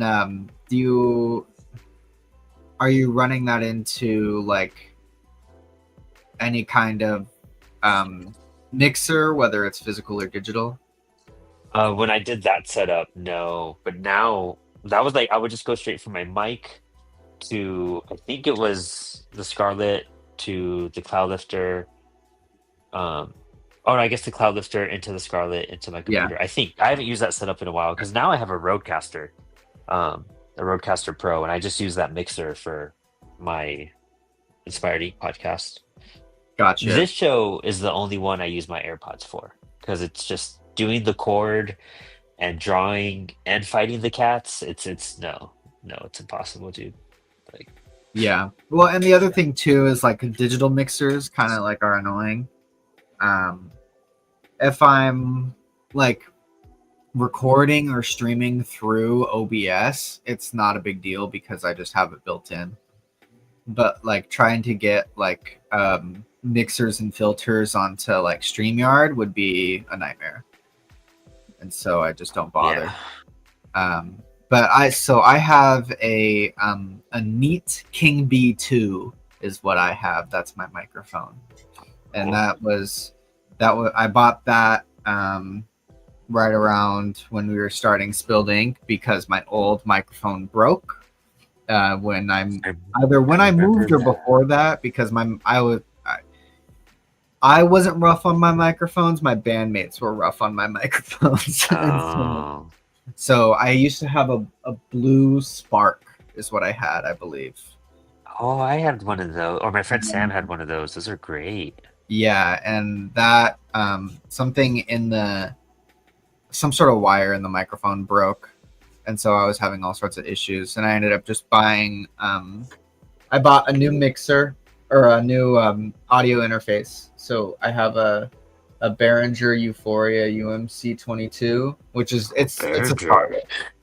It's a Scarlett at the end of the day. You know what I mean? Yeah. Yeah, I had one of those at one point. Yeah. So I've got that, and I've got my little Neat King B, and I've got that on like I don't have it on a boom arm because my desk doesn't have a good spot to put a boom arm on it. Yeah, so I've just got it on like a little it's a microphone stand made for like recording like guitar amps and stuff. Uh-huh. All and like sits low. But my microphone is super, super heavy, so I had to get something that was like actually sturdy and could hold it. I used to use like a kick, like a drum kick stand, like that you'd use to mic up your bass drum. And I used to use Yeah. that for my mic holder for podcasting. Yeah, that's pretty much what I'm using. Yeah. Are you Yeah. guys just running directly into your computers and then just that's it, and you're not worried about anything else? Well, so it's not directly in, because we both have what are called condenser microphones. Yeah. And so they require what's called phantom power. It's like Mhm. it's like 48 volts. It's used to power the amplifier in the microphone. Right. And so that's why we have our like digital audio interfaces, which are just essentially little boxes, right? Mhm. And you take your XLR cable and you plug that into your microphone and then into your Okay. audio interface, and then you have some like gain or volume knobs, and then you have the audio interface plugged into your computer. I gotcha. But I mean, essentially, it's a straight line. It's just you have to have that intermediary step to power your microphone and to control your volume on it. Because it's not quite volume; it's gain is technically different, but it's for simplicity, it's essentially the same thing. Till you get that feedback on stage.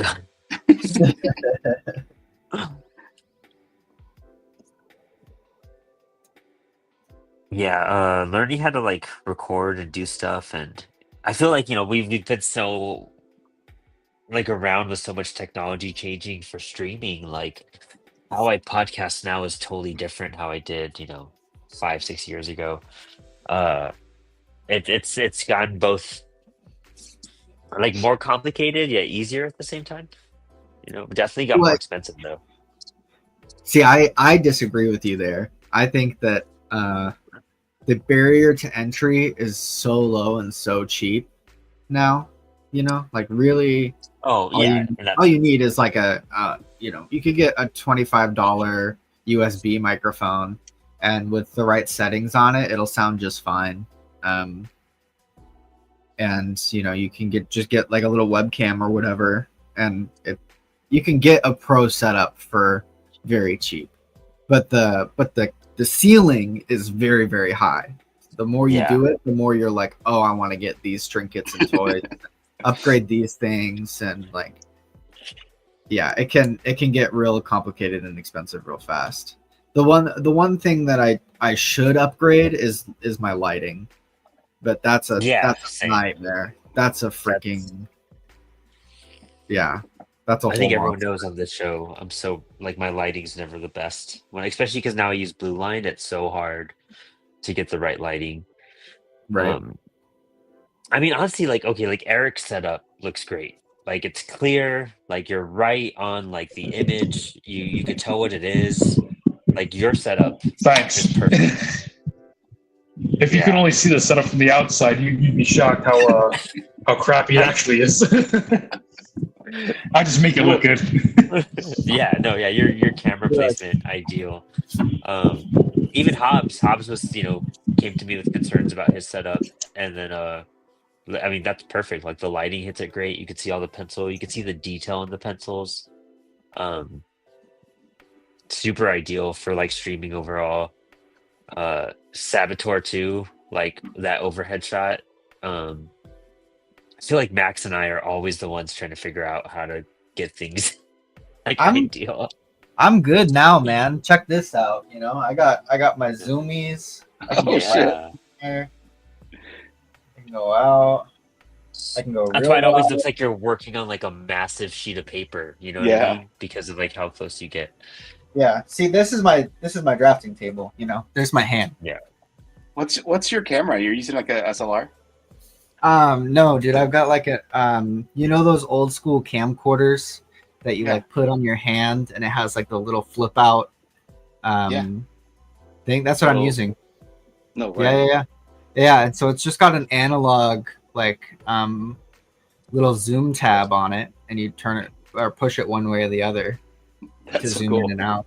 Yeah, and I've got it mounted to my ceiling, and I'm using a mini HDMI and a capture card in order to get it on my computer. How did you mount it to your ceiling? You can. There's I don't know the name of it now, but it's a cinematography clamp is what it is. Okay. It's really most camera mounts are pretty universal, so you can just look up like camera mount, camera clamp, things like that, and then you can screw it onto your camera where you'd like regularly screw in a tripod. And then it has like a little claw clamp that you can mount it to. But my ceiling has beams or like rafters or I don't know, whatever you want to call it. Yeah. So I have a mount spot on my ceiling. Otherwise you'd have to probably, nail a board to the ceiling or whatever the heck, or get a bar set up or something to mount it overhead like I am. The problem is that my light is like a shop light, and so it's like energy saving or whatever. It's like some energy saving LED, and it flickers really bad. Depending on, like, if I'm using my phone camera, you can really see the flicker on my table, or like especially like I have a little Razer webcam. And that picks up the flicker really bad. And it also casts like a weird purple, I don't know, something. So the light can fuck up my video sometimes, but I've kind of got it tamed back with this setup. Let's see if I can. It's really cool.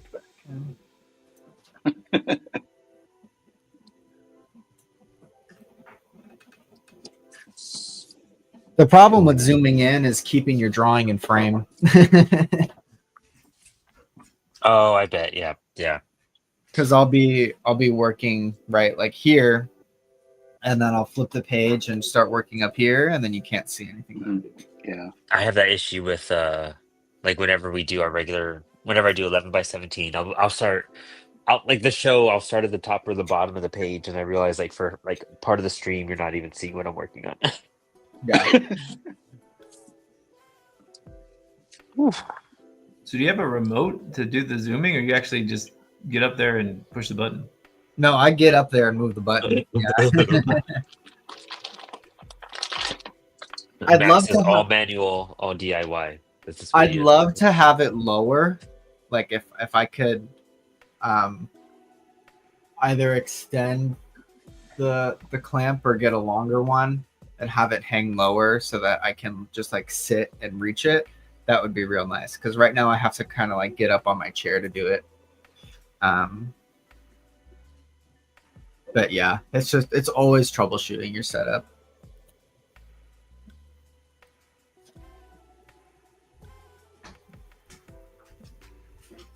I think it's always evolving too, like I feel like just like as artists we're doing new stuff and meeting different, going on different channels, and you really just have to podcast a lot and live stream a lot to figure out what works best. And I think I learn stuff every week. I'm done with this reference.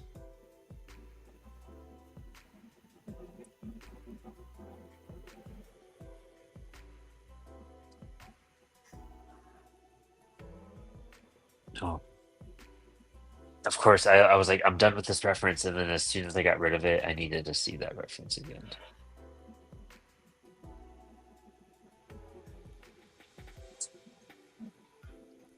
Honestly, The Green Knight, the movie, is so good too. I love that movie. Like aesthetically, I really liked it, but I felt like it meandered a little too far from the point. And I never felt like Gawain was just not likable enough, to be honest. Like I like he's this hero, and I know he's kind of like this new hero. He's reluctant, he's figuring things out, but I don't know. I walked away thinking like there's stuff about this movie that I really, really like. Like the Green Knight design is phenomenal, and the guy they got to play the Green Knight is just amazing.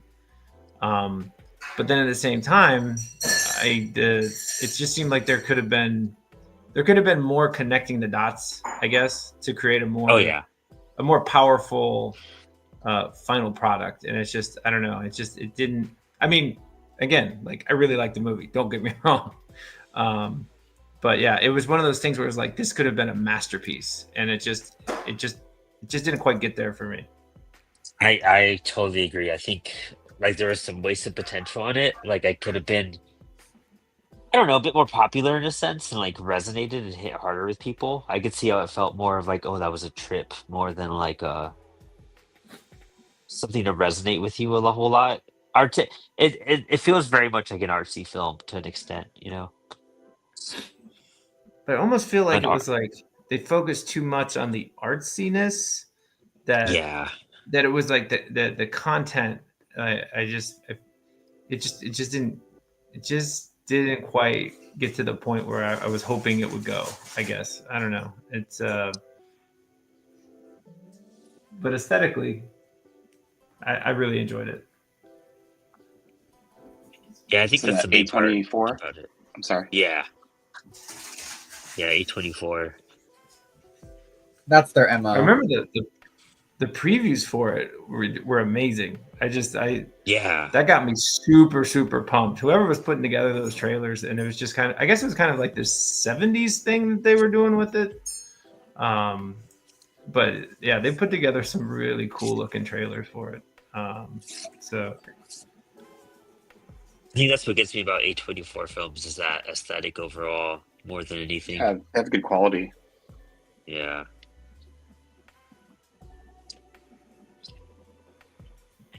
And plus, like, I love, like, I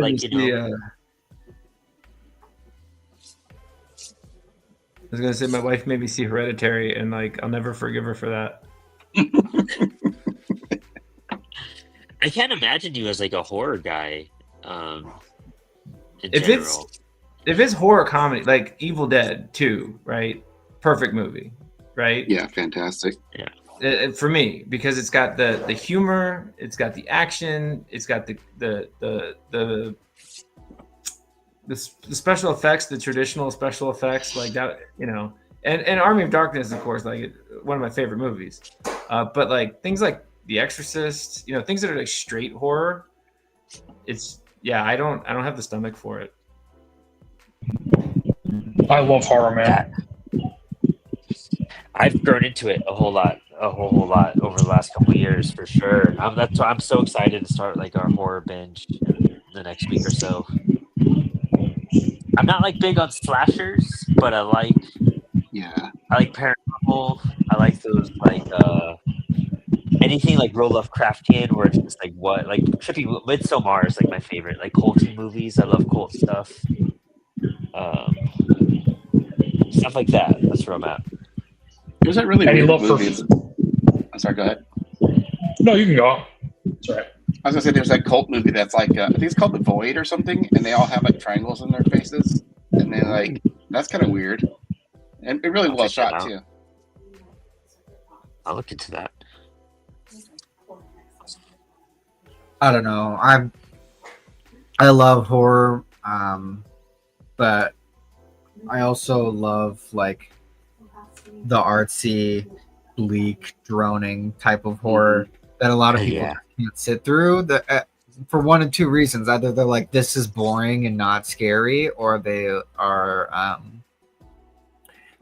just like, "This is way too uncomfortable and not enjoyable." And I'm like, yeah, that's the point. It's to scare you. What's like a drony type of horror that you're talking about? Like Skinamarink or What? Possum. Both of those are messed up. And like Skinamarink. The best way I can describe Skinamarink is like somebody put a bunch of Technicolor CCTVs in a suburban home, and you're just watching the security cameras that are pointed at like the corners of the room. Oh, that's kind of cool. Yeah. That's like visually what the experience is. Now, while all of this is happening, you're listening to these two kids who got trapped in their home, and now there are no windows, no doors, no exits to their home. Wow. Interesting. And something is in the house with them. Ooh, that's dope. Yeah. But it's like 2 hours of like strobe neon camera footage. It's very odd. Is that movie actually good though? Because I heard some people say it was kind of lackluster. See, I like it because of the psychological effect that it has on you, right? But I also don't disagree with critics of the movie that are like, nothing happens. I just watched a camera for 2 hours. Yeah, Right.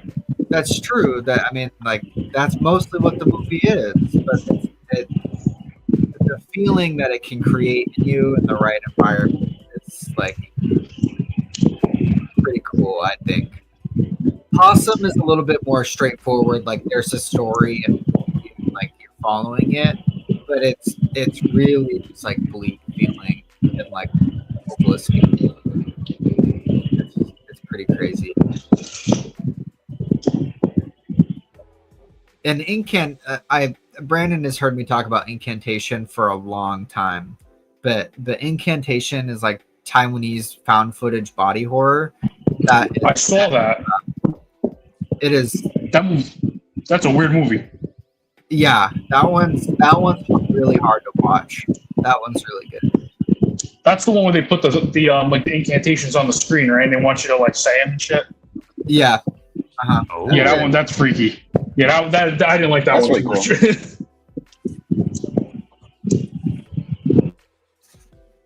That is interesting. I would dig that.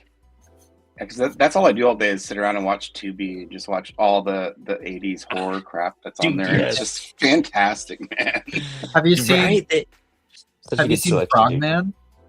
No, I want to watch that. I have though. actually, That's on yes. my watch. Frogman Oh. is very good, huh? Dude, I And was literally that's on my list to watch it. I was just telling Yeah. Lex about it. Like, Did 2 you nights know ago. about the Loveland Frogman before you went into the movie? No. Oh, okay. I knew about the Loveland Frogman before, and Okay. and like knew all the cryptid lore and stuff like that. But going into it, like I expected it to be really bad, and actually it was pretty good. Yeah, it was bad. I watched one today called The Deadly Friend, and it was like I think it's from the 80s, and it's like this guy builds a robot, and his best friend gets killed next door, so he like puts his robot chip in the girl or whatever. It's just weird. But I love movies like that. It just makes me happy that they used to, give these guys a budget to make these crazy movies. Right? Yeah. Have you ever seen Demon Seed? Yes. Yeah, that movie's a trip. Tubi's great for this kind of stuff. Yeah, no, Tubi's a gold mine in that sense. Like sometimes they have some really, really good stuff on there. Yeah, for sure. Documentaries too, like top tier channel or streaming service for documentaries. They had that Crumb one on there recently too, didn't they? Yeah, they have Crumb on there. The Mike Mignola one's on there. Oh, they have the Image one on there too. I saw that one out as well. If you haven't watched that Yordovorsky Dune, then Yeah. highly encouraged. It's so good. I've been on a Dune kick lately, though. We kind of sandwiched Lord of the Rings and Dune recently. So we did Fellowship and then Dune Part 1, and then Return of the Two Towers, and then Dune Part 2, and then Return of the King, and then I'm gonna be like, we're gonna watch the David Lynch Dune now, and that's probably where my girlfriend's gonna draw the line, to be honest. If you guys have not seen the David Lynch Dune, Yes. go watch the David Lynch Dune, and good luck. You could blink, and then in that movie, you're like, "What did I miss? Like, I'm missing some key stuff here. What is happening?" I've never seen the new Dunes yet. Oh, really, dude? I love them. No. Really, really good. I feel. Okay, so a lot of this is going to happen in coloring now.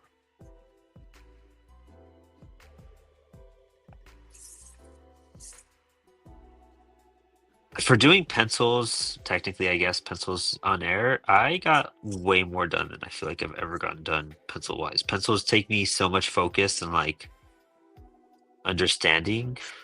I never get this much done this fast. Being able to do like a clean erasing, whoa, you know what I mean? Like, I see the hype on digital, not gonna lie. But when I learn more, it'll be cool. I feel like I'm such a purist. I have to do traditional no matter what, though. This would be fun for some projects, though. I guess just to be, like you wanna get your nib down, you wanna get your brush down. Like, this is like another tool to figure out and play with.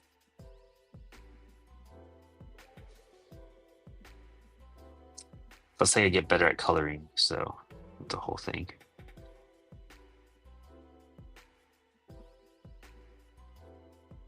We are in at all. Oh, dude! I mean, we'll learn together then. We'll bring you on air whenever we color.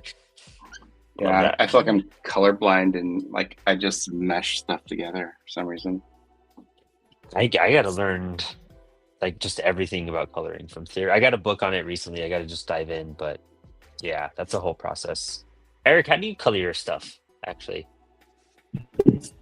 So I actually don't. My brother colors everything. Oh, cool. Because neither one of us has the patience to learn how to actually color for real. So we kind of just said, hey, let's just color it like it was color with markers and call it a day. Figure red is red, blue is blue. The old guys did it that way.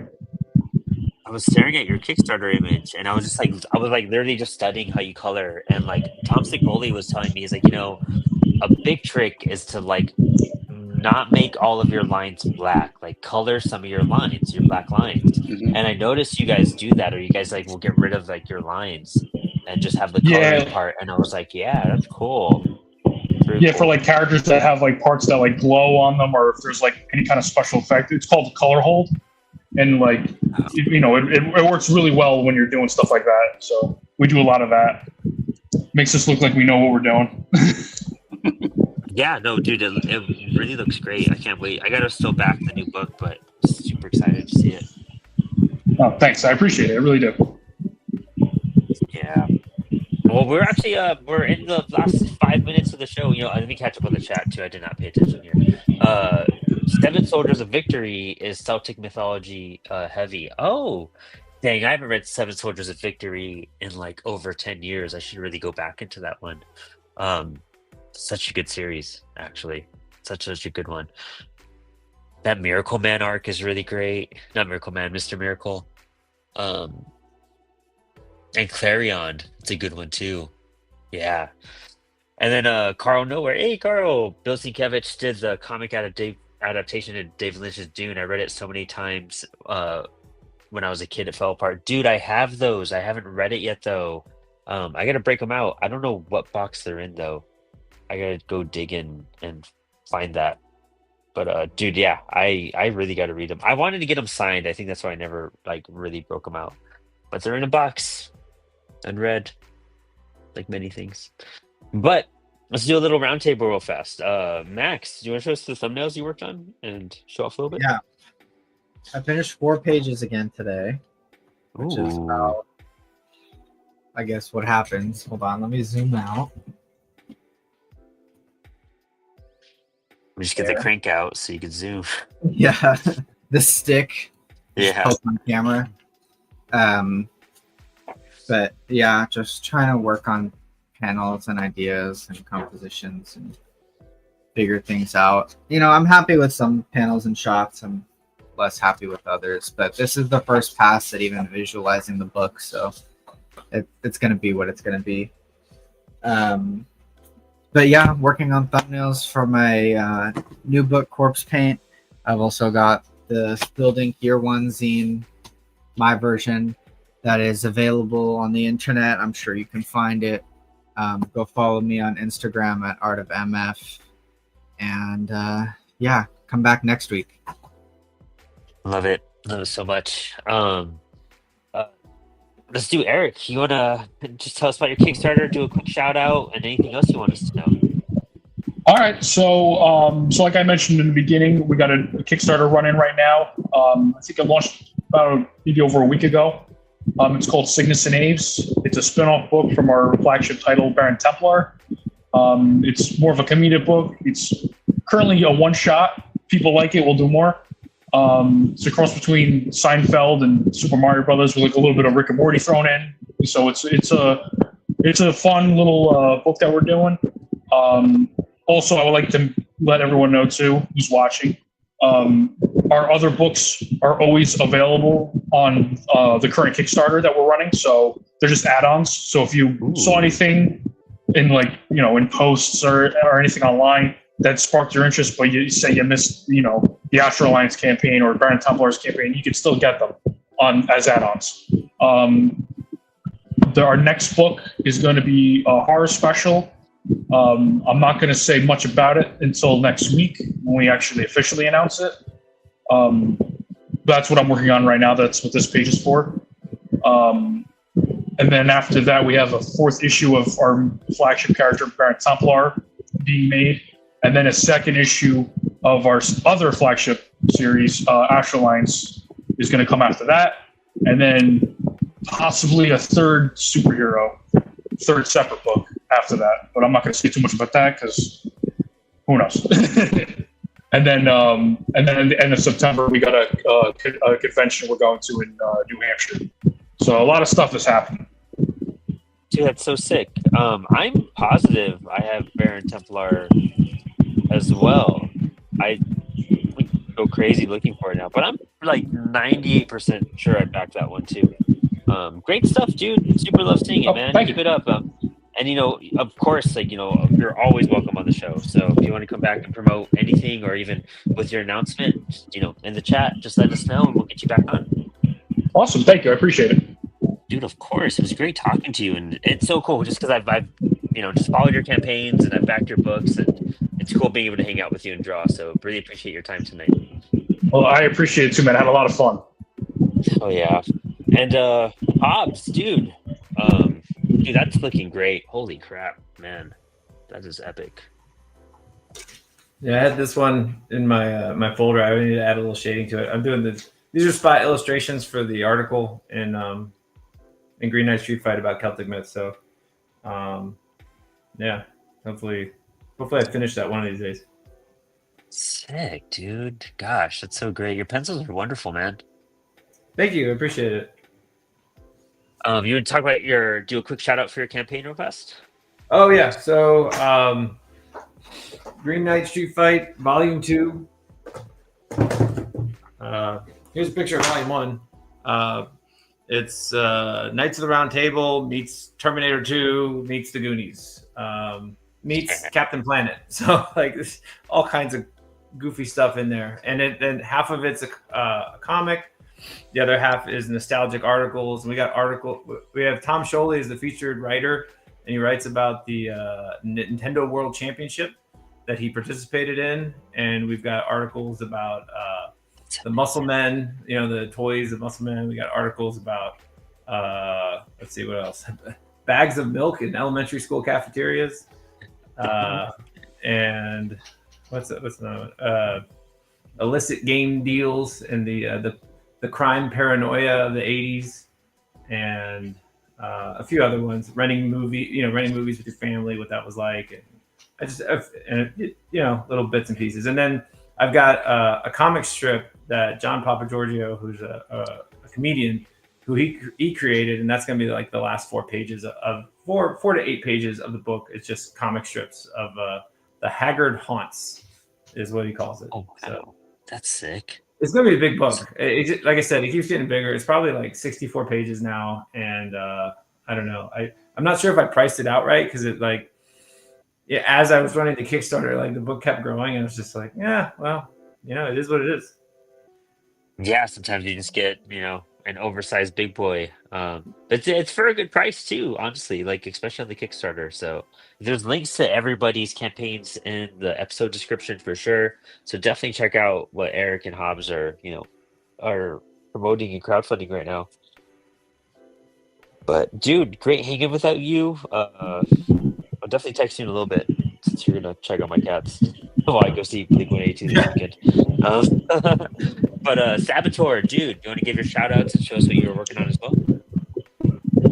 Yeah, man. I'm just working on Tommy still. I'm concentrating only on this book until I get past, X amount of pages, just so I can keep concentrating. But yeah, I'm just working through it, and the best way to find me is just Sabateur Comics online. Love it. So glad you hopped on tonight, dude. Yeah, thank you. Super glad to hang out with you. So, as always, everyone here, you're always welcome on the show. Love seeing you guys draw in all the different styles, man. Tonight was really interesting. I'm actually got a lot of pencils done, so I'm doing that Lord of the Rings homage, and so I got a lot of the characters like kind of set up here, and then the Green Knight all prepped up in that Gandalf pose. So super looking hyped good. about that. I'm excited to see where you go with it. Thanks, me too. I'm gonna try to wrap it up within the next week to send off to you. So super hyped. Sounds for it. great.